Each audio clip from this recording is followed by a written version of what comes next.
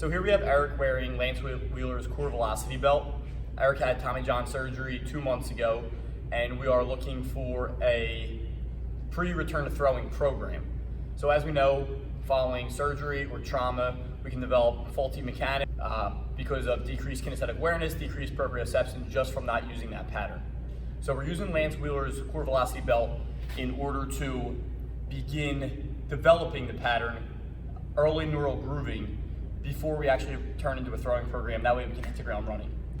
For our foundation of our pre-return to throwing program, we are going to begin with resisted hip extension and assisted hip extension. You can go to his website. I can leave the link for you to find out how to get all set up with the belt. That's not really the point of this. We're more just learning about how we're implementing the core velocity belt in the return to throwing program following Tommy John.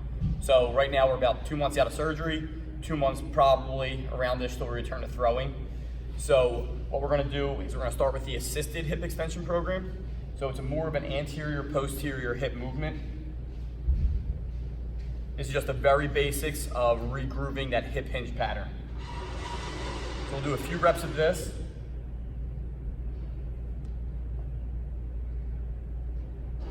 And then we're just going to flip around and we're going to do the resisted kneeling hip extension program.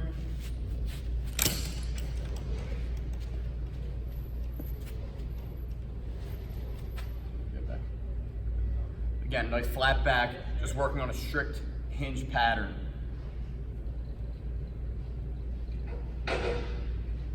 Two basic exercises to begin grooving that hip hinge pattern to return to throwing.